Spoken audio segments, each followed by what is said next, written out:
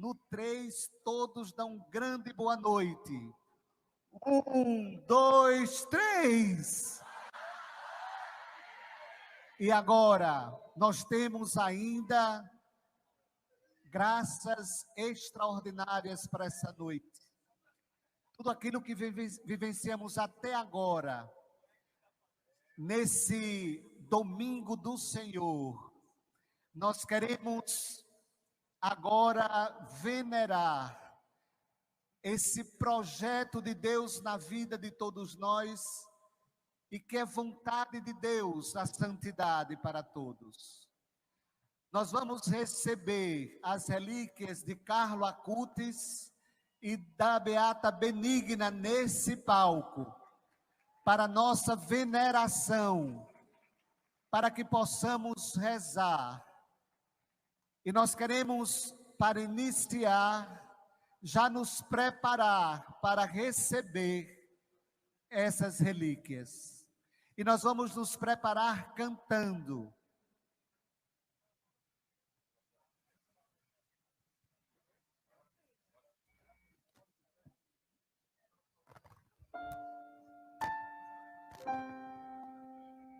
Nos preparando para receber a relíquia do Beato Carlo Acutis, cantando, vamos receber o Padre Fábio Vieira, da Diocese de Corumbá, do Mato Grosso do Sul, que tem a honra de nos trazer para nossa veneração a relíquia do Beato Carlo Acutis. Cantemos. Senhor, preciso te dizer que é impossível me esquecer, que não estou só nessa batalha entre o bem e o mal. Vamos recebendo também frases nova experiência que inspiraram a vida do Beato Carlo Acutis, que são heranças deixadas para nós nesse caminho rumo ao céu. Esses bons combates eu não combater, minha coroa não conquistarei, se minha carreira eu não completar, de que vale a minha fé tanto andar, se perseguido aqui eu não vou, sinceramente um cristão não sou, a tua glória quero conhecer, ver a experiência de sobreviver. Recebendo as faixas, juventude, canta com força. Viver pra mim é Cristo, morrer pra mim é ganho. Não há outra questão, quando se é cristão, não se para de lutar. Triunfarei sobre o mal, conquistarei meu fé. Não há outra questão, quando se é cristão, não se para de lutar, até chegar ao céu. E que rico é saber que estar na presença de Deus, estar unido ao Espírito Santo, é saber que nós não lutamos sozinhos, que nós somos sustentados, conduzidos, guiados, inspirados a todo tempo. Só nos falta força se nós não lembrarmos de pedir a força a Deus. Esses bons combates eu não combater, minha coroa não conquistarei, se minha carreira eu não completar, de que vale a minha fé tanto guardar, se perseguido aqui eu não vou, sinceramente o cristão não sou, a tua glória quero conhecer, ver a experiência de sobreviver. Juventude, canta com força, canta com fé. Viver pra mim é Cristo, morrer pra mim é ganho. Não há outra questão, quando se é cristão, não se para de lutar. E eu falei sobre o mar, conquistarei teu fé. Não há outra questão, quando se é cristão, não se para de lutar, até chegar ao céu. Boa noite para todos vocês, quer dizer, boa madrugada já, né? Boa noite. Eu quero dedicar esse momento e oferecê-lo à mama do Carlo, Dona Antônia. Antes de vir para cá, eu mandei uma mensagem para ela, dizendo que hoje o seu filho também estaria presente no Congresso Eucarístico Nacional. E Dona Antônia respondeu assim: que belo, belo. Então, eu ofereço esse momento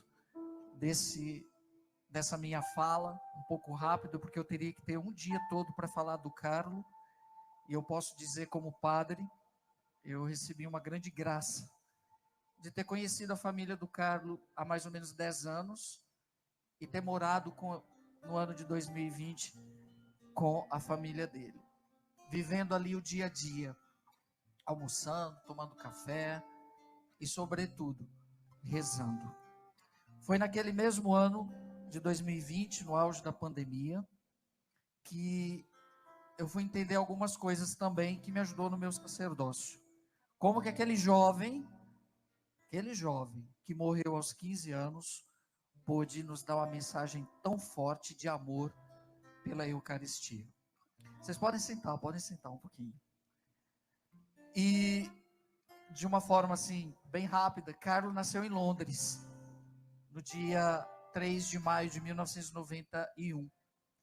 Ele nasceu em Londres porque os pais recém-casados, o pai foi tomar conta da sede da empresa deles lá em Londres, e Carlo nasceu em Londres e, antes dos 2 anos, foi para Milão, onde ele começou a sua vida. Mas é aos 7 anos que começa o diferencial na vida do Carlo. Carlo é o santo que primeiro fez milagre em casa. E Dona Antônia fala isso com todas as letras. Carlo primeiro nos converteu. Aos 7 anos, quando Carlo recebeu autorização especial para fazer a primeira comunhão, ele disse que de hoje em diante, o meu projeto de vida é estar sempre com Jesus. Vejam bem, nós estamos falando de uma criança de 7 anos que disse que tinha um projeto de vida.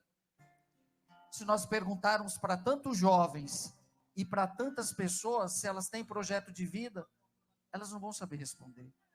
E aquela criança com 7 anos de idade disse que tinha um projeto de vida, era estar sempre com Jesus. Estar sempre com Jesus não significa que eu tenho que deixar de viver no mundo. Pelo contrário, eu tenho que ressignificar aquilo que está no mundo a partir do meu projeto, que é Jesus. E ele faz a sua primeira comunhão e diz: de hoje em diante, não deixarei mais de comungar e de fazer adoração ao Santíssimo. E aí a vida do Carlo se transforma.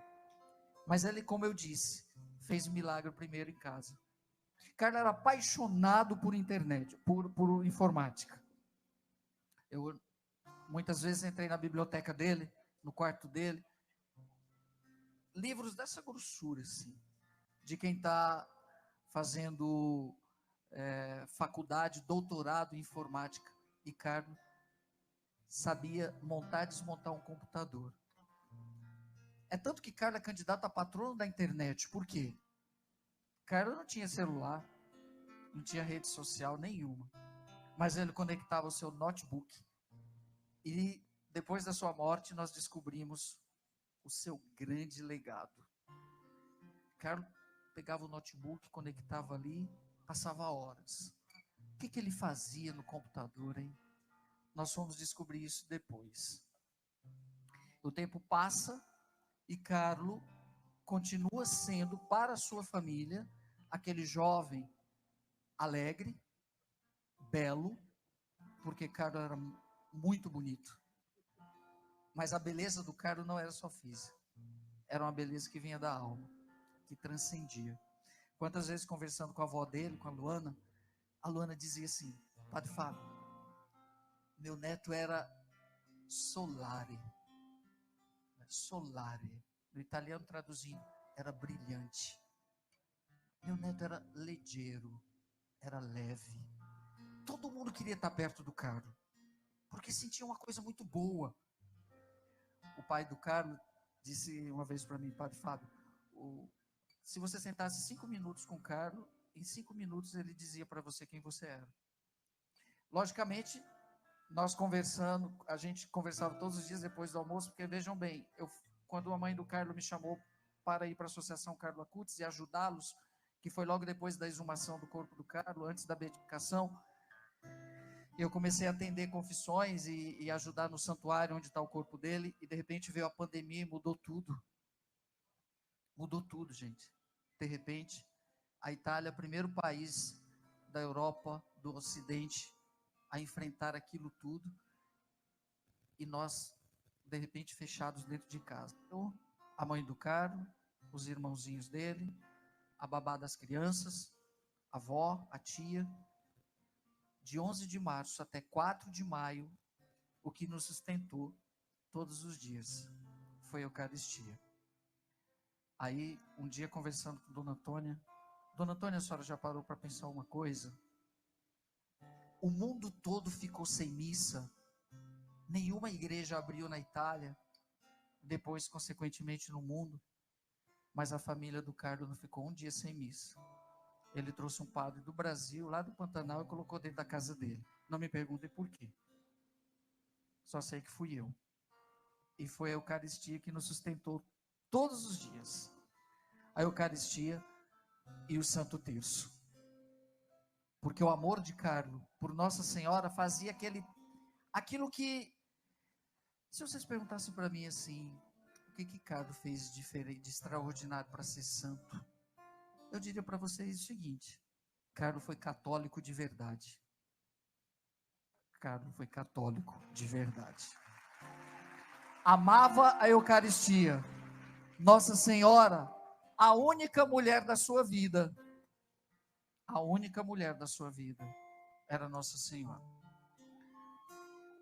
É isso mesmo. O Santo Terço todos os dias, gente. Um dos episódios mais bonitos que eu vivi junto com a família foi um dia, e esse eu gosto de contar. A gente rezava a missa todo dia às 13 horas, né? Aí depois a gente ia para o almoço. Aí era um domingo. Aí um dia escutamos um barulho, gritaria. Era Francesca e Michele brigando, os irmãozinhos do Carlos. Eu já tinha chegado na capela, o pai estava também. E eles gritavam. Vocês precisam ver italiano brigando. É uma graça.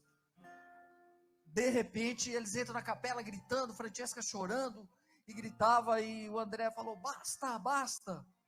Aí, o que está acontecendo? Papá, né, a Francesca falou, é que o Michele não está deixando eu fazer a primeira leitura. Hoje eu quero fazer a primeira leitura.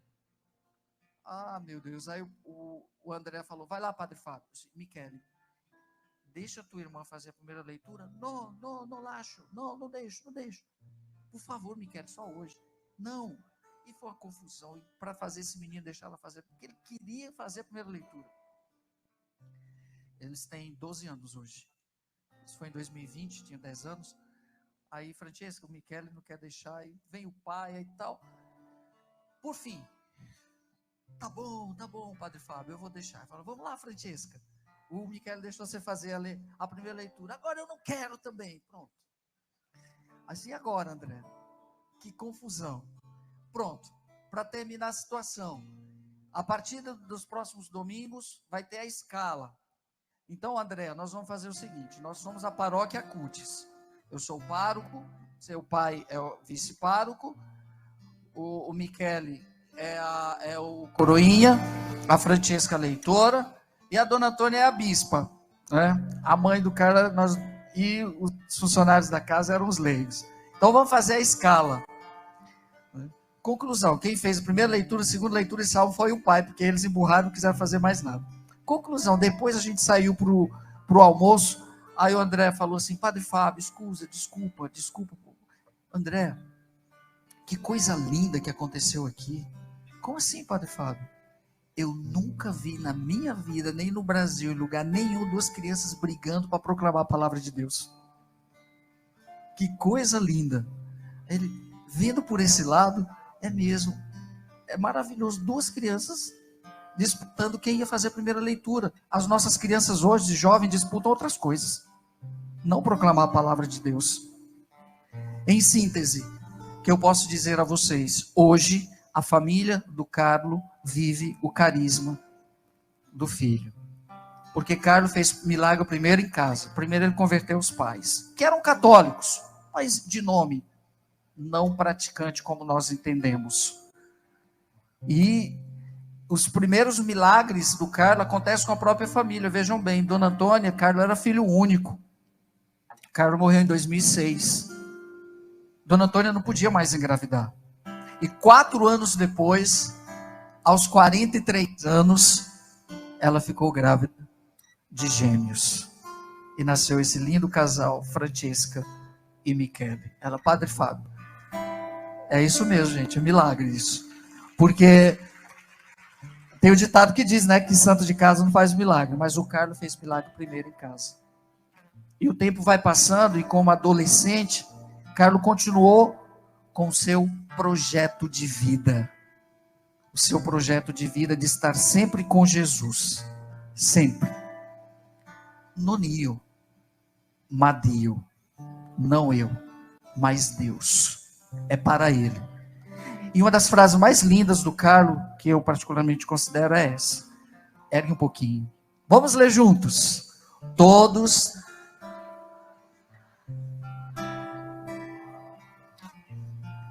É isso mesmo. E o que é morrer fotocópia? Quando perdemos a essência. Quando nos prendemos a coisas periféricas. E deixamos de lado o essencial. A originalidade. Carlo foi original. Nós temos cada dia que lutar por essa originalidade. E o Carlo vem dizer para nós, jovens, que a santidade não é privilégio de um ou de outro, não. Porque a santidade é um chamado que Deus nos faz no dia do nosso batismo. A questão é que nós muitas vezes não temos coragem de responder a esse chamado. Aí muitas vezes dizemos assim, eu não sou digno de ser santo, é privilégio de um ou de outro, como se a santidade fosse algo estratosférico, distante de mim. Não, a santidade é um chamado que Deus nos faz no dia do nosso batismo. E justamente por sermos pecadores, é que Deus nos disponibiliza esse caminho. Mas eu preciso ter projeto de vida, eu preciso saber o que eu quero. O grande problema da nossa juventude hoje, me desculpem, é que muitos não sabem para onde estão caminhando. Estão virando fotocópias, quando se deixam influenciar e adulterar-se com certas coisas por aí. Perdendo aquilo que é essencial, que os leva para o céu. Como o Carlo dizia, a minha meta é o infinito. Não é aqui, é o infinito. E quando o tempo foi passando mais um pouco, Carlo, já perto de morrer, porque o nosso tempo é curto, Carlo morreu de leucemia, uma leucemia fulminante, daquela tipo M3, que na época não tinha nem tratamento quimioterápico nenhum. No domingo eles saíram para almoçar, e no almoço, no restaurante, a avó percebeu que ele estava com tipo uma picadinha de pernilongo aqui, vermelhinha aqui no rosto, ficando picada de pernilongo normal. Na segunda-feira, Carlo foi para a escola normalmente, naquele dia ele teve educação física e tal. Quando ele chegou, ele tinha muito apego à avó. Vó, não estou bem, estou com uma indisposição. Aí ela, o que você fez hoje? Eu fiz educação física, deve ser por isso. Tudo bem. Ela percebeu que até no final do dia ele estava meio febril, mas aquela coisa normal. Ele é sempre muito simpático, não reclamou muito. Na terça-feira, quando ele acordou, logo cedo, ele foi ao encontro da avó novamente e disse, Nona, eu urinei sangue. Aí a avó já ficou preocupada, já chamou a mãe e tudo. Aí ela volta para o quarto, no que Carlos voltou para o quarto, deitou, ele já ali já não teve mais forças para levantar. Imediatamente eles chamaram a ambulância, levaram o Carlos para um dos melhores hospitais de San Gerardo, que fica em Monza, na região de Milão mesmo, e foi detectado a leucemia, né? E ela acontecia como uma espécie de eclosão das veias que explodiam, né? Até chegar. Conclusão, da quinta para sexta, Carlos morre já. Mas olha que naquele momento, os finais, ele deu uma lição de vida. Primeiro, na quinta-feira, ele falou, a mãe e a avó ficou o tempo todo com ele. Ele falou para a mãe, mãe, eu quero confessar. Lá no hospital tem os capelães. Dona Antônia foi chamar o primeiro padre que estava lá, ela nem conhecia, e foi lá, atendeu a confissão do Carlos. Quando ele saiu do quarto, encontrou Dona Antônia no corredor e disse, seu filho é santo. Só falou isso. Ela não viu mais aquele padre, mas ela ficou com aquilo na cabeça. Seu filho é santo. E depois Carlos morre. Recebeu a confissão, a comunhão, a unção e morreu. Mas ali ele estava preocupado com tantas coisas. Os médicos sabiam que ele estava passando por dores terríveis. E preocupado, você está sentindo dor, você está sofrendo, cara? Ele, não. Tem gente que sofre mais do que eu. Eu ofereço pelo Papa. Gente, uma maturidade impressionante. Mas Carlos teve um grande santo que o inspirou. Francisco de Assis. Tanto é que a família mudou para Assis por conta de Carlos. E Francisco inspirou. O bispo de Assis disse que Carlos é um outro Francisco. Assim como São Francisco se despojou de tudo, Carlos também. Que nós estamos falando de um jovem riquíssimo. Mas quando a mãe chegava com um tênis novo, ele dizia, não mãe, esse aqui não acabou ainda. Essa camiseta vermelha do Carlos é surrada. Tanto que ele usou. Antes de ir para a escola, ele colocava um monte de lanche na mochila e saía entregando nas ruas de Milão até chegar à escola. Ele tinha uma coisa muito bonita. Carlos gostava de comprar muitos terços. E ele saía derrubando os terços na rua. Porque ele sabia que se alguém encontrasse aquele terço, aquilo ia ser um sinal, ia ter um sentido para a vida dela. Muito bonito isso. Um dia foi muito interessante, o babá dele me falou, o Rajers era de religião hindu, conviveu com o Carlos dos 5 anos até os 15, até Carlos morrer, e continua morando até hoje com a família, o babá dele. Carlos foi um grande catequista, porque converteu o Rajers só com seu testemunho, porque antes, quando ele ia levá-lo na escola, a igreja era do lado da casa, ele entrava, ficava 15 minutos de adoração. E ele, o Rajers, não sabia de religião hindu, também ficava. Aí, ele olhava para o Carlos, o que ele está vendo ali, né? E o Carlos, é Jesus. Jesus. É, Jesus, ali é um mistério. E assim ele foi catequizando, Rajers batizou, inclusive ele foi até excluído da casta dele por conta disso, converteu-se, casou na igreja, continua até hoje, morando na casa de Milão, e a família mudou toda para Assis. E foi lá em Assis que eu morei 1 ano com eles, tive essa graça, e pude beber um pouco, e me converter um pouquinho mais, porque o Carlos com a sua mensagem dá um tapa na cara, e nós padres também, como que nós estamos, o que nós estamos fazendo desse grande mistério que é a Eucaristia na nossa vida?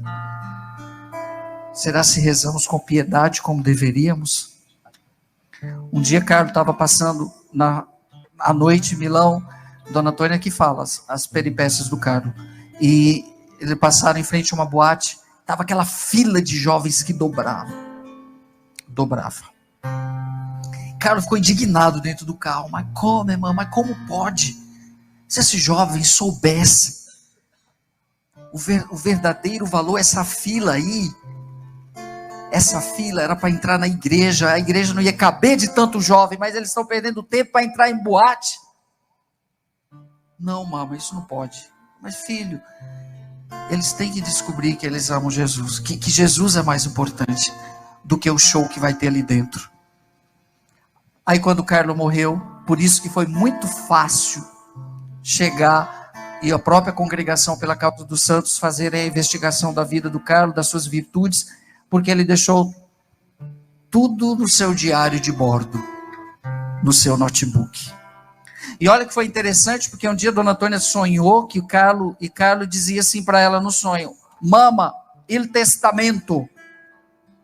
Mas que testamento? O Carlos deixou aí, conversando com a Luana, que é a avó, que testamento? Aí o Carlos não deixou nada. Olha o notebook dele. Dona Antônia foi, quando abriu o notebook, apareceu aquele vídeo: sono destinato a morire. Até a morte, ele já tinha previsto. E ele fez o videozinho e colocou lá: sono destinato a morire. 3 meses antes de morrer. Tinha um complementozinho. No vídeo dizia que quando eu completasse 70 quilos, estou pronto para morrer. E o cara não morreu com 70 quilos. Para mim, particularmente, um dos momentos mais emocionantes foi a exumação. Imagina, 13 anos depois, você desenterrar alguém. E quando eu vi aquele jovem belo de 1,83 m, intacto. Intacto significa todo inteiro. Nada se decompôs. Sabe o que a dona Antônia falou na hora? Se fosse algumas mães que a gente conhece, ia se jogar em cima do caixão e começar a chorar, né? Meu filho, desesperado, né? Dona Antônia falou: eu sabia, meu filho está intacto. Olha que alegria da mãe. Uma semana antes da beatificação, foi muito engraçado, porque quem foi vestir o Carlos para o túmulo foi a dona Antônia. Eu achei bom porque eu ganhei uma camisa, porque uma não serviu, aí ela fica para você, Padre Fábio. Aí ficou aquela que está lá. Gente, é muita coisa bonita da vida do Carlos que a gente poderia falar aqui a noite toda. Numa outra vez, nós vamos fazer uma catequese sobre o Carlos, tá bom? Não vai ser meia hora, não, porque nós temos 2 beatos. Aí, muito bem, isso mesmo. Uma sobre o Carlos e outra sobre a Benigna. São jovens que estão chamando a vocês a não terem medo de ser santo, gente. A santidade não está lá não, está aqui. É extraordinário sim, porque é no ordinário da nossa vida. Mas a gente não pode ter medo de tudo isso. E Carlos disse: morro feliz, porque tenho certeza que não desperdicei o meu tempo com coisas que desagradassem a Deus. Para finalizar, eu vou dar a bênção com a relíquia do Carlos, gente. Eu trouxe as 2 relíquias. Aqui é a pele do Carlos. E aqui os fiozinhos de cabelo e um pedacinho da roupa do Carlos. E para finalizar, eu vou dizer uma coisa para vocês, jovens, e para os adultos, para todo mundo aqui, porque tem jovem de todas as idades aqui, né? Tem jovem acima de 70 aqui? Então tá bom, vale para todo mundo. Gente, tenham um projeto de vida. Saibam onde vocês querem chegar. A vida passa muito rápido. Para Carlos, 15 anos foi suficiente. Nós não sabemos quanto tempo de vida temos.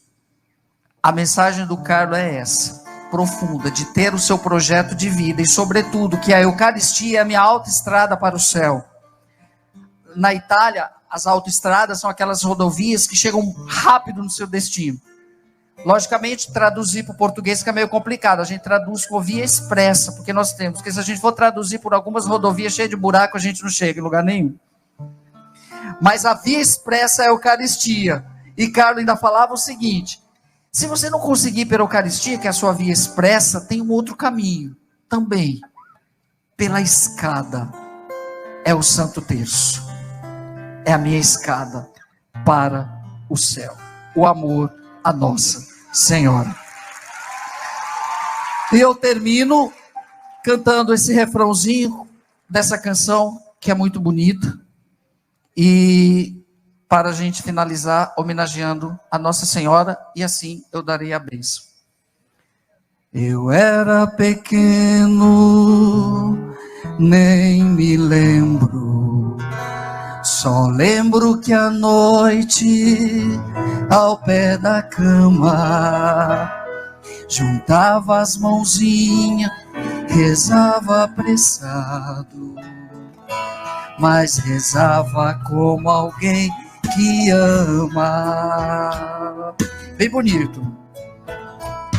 Das Ave Marias que eu rezava, eu sempre engolia umas palavras e muito cansado acabava dormindo, mas dormia como quem amava. Agora um coro bem bonito agora.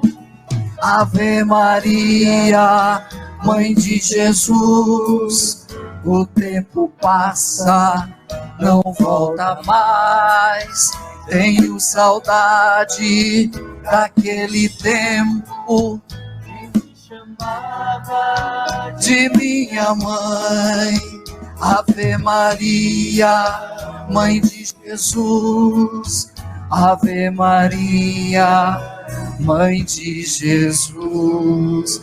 Viva Nossa Senhora! Viva! Ave Maria, cheia de graça, o Senhor é convosco. Bendita sois vós entre as mulheres, e bendito é o fruto do vosso ventre, Jesus. Santa Maria, Mãe de Deus, rogai por nós, pecadores, agora e na hora de nossa morte. Amém. Eu fui meio que obrigado por algumas pessoas a relatar tudo o que foi conviver com a família do Carlo. Aí eu acabei escrevendo um livro chamado Foi Carlo. Numa conversa com Dona Antônia, nós chegamos a essa conclusão, foi Carlo. Então, como eu só tive meia hora para falar do Carlo, quem quiser saber a história completa, tem o livro. As meninas aqui embaixo têm o livro, quem quiser depois. Gente, pode fazer o pedido de uma graça, por intercessão do Carlo, nesse momento. O nosso anjo da juventude, o jovem que não teve medo de ser católico de verdade, de amar a Eucaristia, de amar Nossa Senhora, de confessar-se sempre. Os valores que a igreja nos apresenta, nós não podemos relativizá-los em hipótese alguma. Então, nesse momento, cada um faz o pedido de uma graça que você gostaria de alcançar do céu por intercessão do nosso beato Carlo Acutis. O Senhor esteja convosco. Ele está no meio de nós. Por intercessão do beato Carlo Acutis, abençoe-vos o Deus Todo-Poderoso, Pai, Filho e Espírito Santo. Amém. Viva a juventude! Viva! Obrigado, gente.